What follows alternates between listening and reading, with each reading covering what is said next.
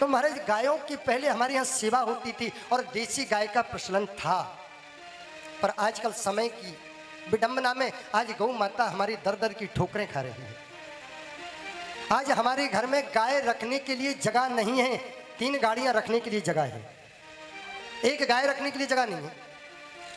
और सभी को शुद्ध चाहिए, प्योर चाहिए। आजकल जगह जगह देखा जाता है गौ माता के नाम पर लोग कितना धन एकत्रित करते हैं। महाराज करोड़ों रुपए कमा लेते हैं गौ माता के नाम पर और फिर क्या करते हैं, जमीन खरीदते हैं। और जमीन खरीदने के बाद फिर बढ़िया उसमें एसी रूम में बनते हैं और एसी रूम बनने के बाद थोड़ी बहुत जगह में 10, 20, 25, 50 गाय रख लेते हैं बस। और उनकी भी सेवा ढंग से नहीं कर पाते। बहुत सी जगह ऐसा है, सब जगह का नहीं कहता हूँ, कुछ जगह हैं। और हम लोग गौ माता के लिए बहुत भी दान भी करते हैं। क्या गौ माताओं की गौशाला से रक्षा होगी? उनकी वहाँ इतनी सेवा होगी? महाराज मैंने गौशालाओं में देखा है तो वहाँ पर गायों के लिए चारा तक नहीं मिलता है, बेचारी सूखी हुई है। दूध वाली हैं तो सेवा होगी और वैसी हैं तो कोई सेवा नहीं, कुछ नहीं। ये हमारे देश की विडंबना है। आज हम लोग दूध के चक्कर में आकर के महाराज जर्सी गायों को रखते हैं, दूध ज़्यादा दे, लेकिन ध्यान रखना जर्सी गाय का कोई महत्व नहीं होता। देसी जो गाय है उसी की पूजा का फल मिलता है और महाराज उसी की पूजा करनी चाहिए, वो पूजनीय है। गाय की सेवा करने के बहुत फायदे होते हैं, ध्यान रखना। पहली बात, यदि किसी व्यक्ति के शरीर में फफोले पड़ जाए, एलर्जी हो जाए, उस व्यक्ति को आप पूरे शरीर पर गौमूत्र से लगा करके छोड़ दो। उसके बाद में गोबर का लेपन कर दो दिगंबर भेष में, वो अपने एकांत में करे और महाराज कुछ दिन उसको करे तो उसकी एलर्जी जैसा रोग समाप्त हो जाती है। गौ माता का प्रभाव है।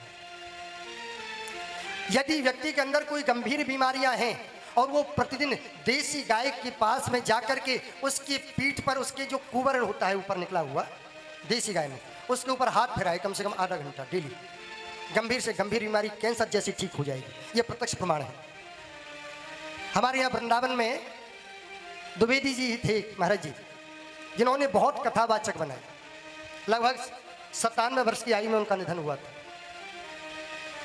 और उन द्विवेदी जी की जो धर्म पत्नी थी उसको कोई गंभीर बीमारी हो गई और गंभीर बीमारी होने के बाद डॉक्टरों ने भी जवाब दे दिया कि बोले अब तो जाओ इनकी सेवा करो।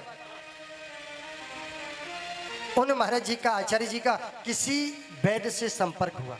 उसने कहा यदि आप मेरे कहे अनुसार कुछ क्रिया कर लो तो शायद हो सकता है ठीक हो जाए। उन्होंने कहा ठीक है।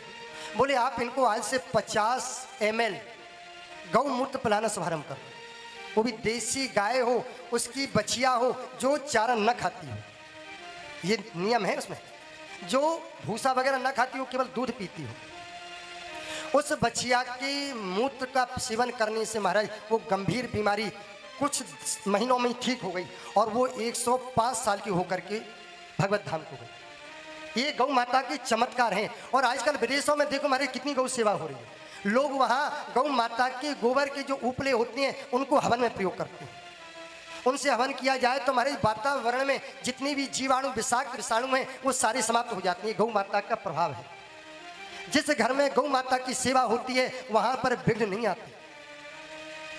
यदि आप लोग प्रयास करो कि गौ माता की सेवा घर में हो और यदि सेवा नहीं कर सकते तो एक किसी गाय को गोद ले लो।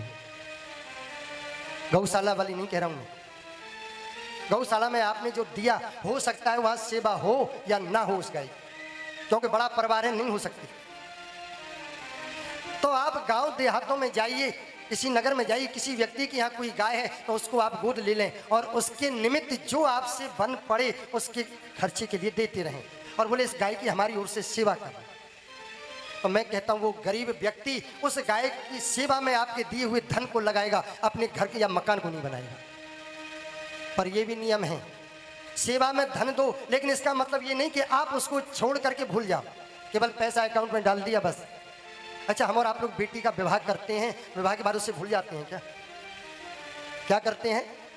समय आता है, त्योहार आता है तो उपहार भेजते हैं और उसके यहाँ आते जाते रहते हैं। ऐसी वो बेटी है, उस गाय को आप बेटी की तरह पालो और उसका बीच बीच में जाके निरीक्षण करो, परीक्षण करो। सेवा नहीं कर सकते, ऐसे सेवा करो। लेकिन एक गौ सेवा जीवन में होनी चाहिए। भगवान ने ब्रज में गायों की सेवा की, इसलिए भगवान का नाम पड़ा गोपाल। आगे गाय पाछे गाय, इत गाय उत गाय, गोविंद को गायन में बस वो ही भावे। अरे गायन के संग धाये, गायन में सुख पाय, गायन की खुर रेणु अंग लपटायो है।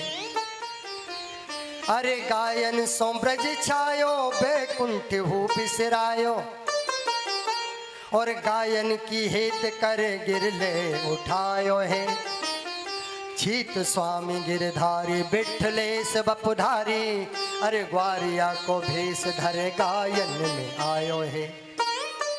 महाराज भगवान ने जन्म गायों की सेवा करने के लिए ही लिया है, और गायों की सेवा भगवान ने ब्रज में की है। जब तक भगवान ब्रज में रहे, कभी भगवान ने पैर में जूते चप्पल नहीं पहने। इसलिए जीवन में गायों की सेवा अवश्य होनी चाहिए।